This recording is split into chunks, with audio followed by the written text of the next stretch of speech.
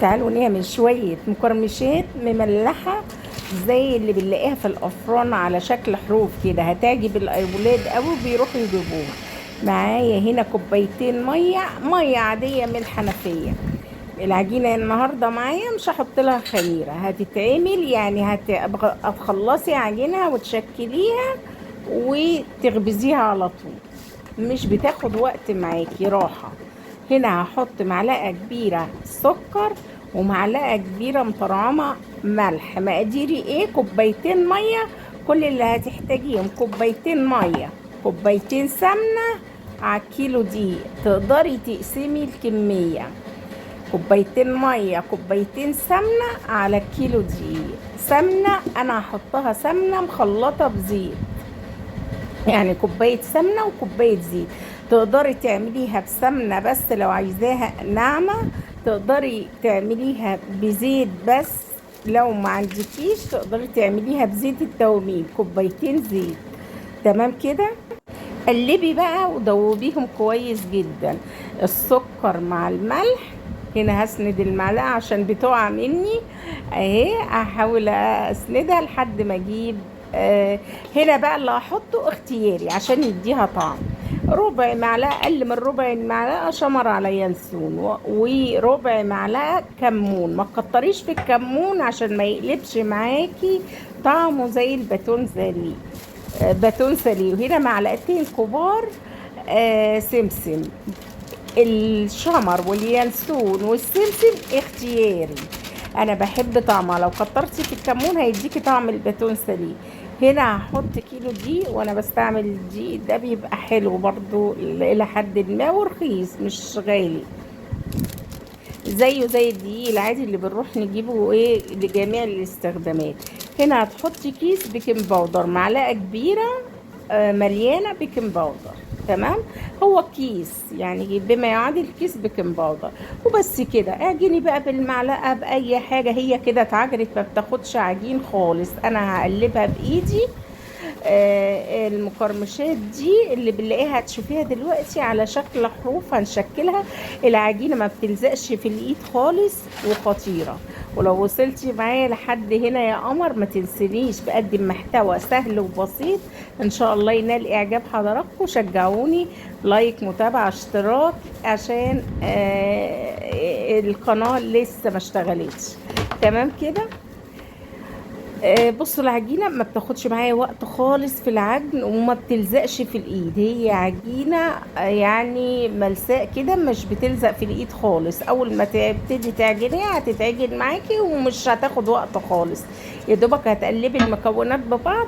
هنا معايا صينيه دهنها زيت، هوريكي دلوقتي. هاخد حته صغيره قد الليمونه، قد الليمونه الصغيره كده، ما تكتريش. تمام.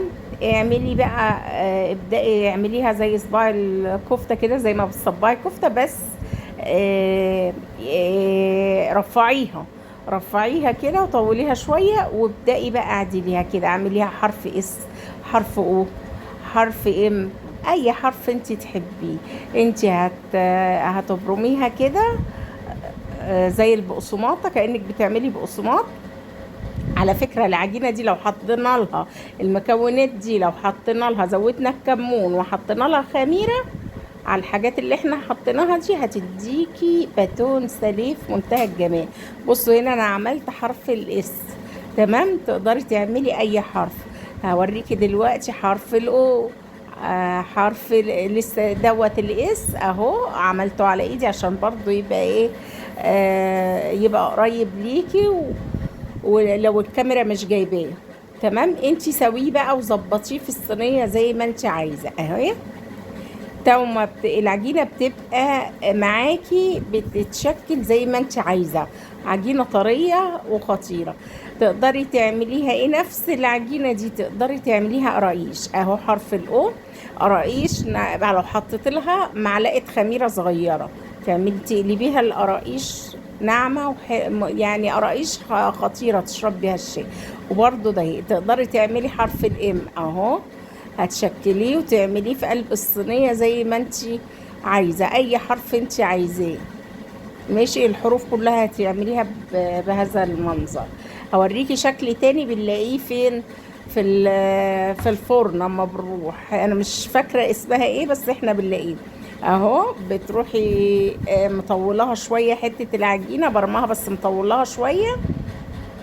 هتمسكي اولها واخرها وهتلفيها اهي. اهي هطولها شويه كمان عشان توصل لك. اهي بلفها على بعض اهي. هوريكي واحده كمان. همسك اولها وهروح لفها بالمنظر ده اهو. هتديكي الشكل ده بنشوفه في الافران، بتبقى مقرمشات مملحه. بس هي ليها اسم بس انا مش فاكراه. ابني على طول يجيبها، بتبقى ناعمه شويه في ايديكي. لو حبيتي ان هي تبقى ناعمه اكتر من كده تحطي سمنه بس. حطي سمنه بس، ما تحطيش زيت، بس عشان ما تبقاش مكلفه. ده الصينيه حرف او. حطي زيت على سمنه. انا هنا خلطتها عشان تديلي قرمشه. ما هي سخنه لسه طالعه من. بصي بقى اللي احنا الاشكال، كل الاشكال اللي احنا عملناها السوا بتاعها بتاخد من 15 ل 20 دقيقه في الفرن. معاكي لحد 25 دقيقة. هي بتاخد سوا لحد ما تنشف وتتحمص. شايفين حرف الاس طالع خطير.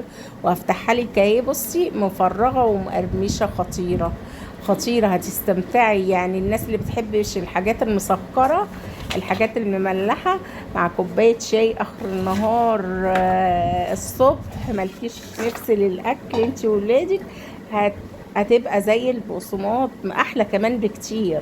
مقرمشات خطيرة. عملنا مع بعض الحاجات المسكرة والبسكوت المسكر اللي بيتباع في الافران. هنزل لكم لو لقيت تفاعل على الفيديو، هنزل لكم يعني اغلبية الحاجات، سلسلة حاجات اللي بتتباع في الافران. بصي القلب مفرغ ومقرمشة. هي لسه سخنة كمان، كل ما تقعد كل ما تقرمش اكتر. هفتح لكم واحدة تاني. وحرف الاس ده خطير، والاو دي برضو خطيرة. اعملي الحروف اللي تقدري تعمليها. هي شايفين عن قرب مقرمشة وخطيرة. كوباية شاي بلبن، كوباية قهوة فرنساوي، هتبقى تحفة. شايفين بقى ساعة العصاري كده بعد ما خلصت خلاص بقى ندوق. تحفة. اتمنى تجربوها وتنال اعجاب حضراتكم. تمام، بس ما تنسليش بالله عليك لايك ومتابعة، عشان انا حاسة الفيديوهات ما فيش تفاعل الايام دي عليها خالص. بالله عليكم لايك عشان الفيديو يترفع. تمام ان شاء الله. على فكرة هي مش مكلفة، كلها كوبايتين زيت او سمنة مخلطة زي ما انت عايزة، وعلى الكيلو دقيق.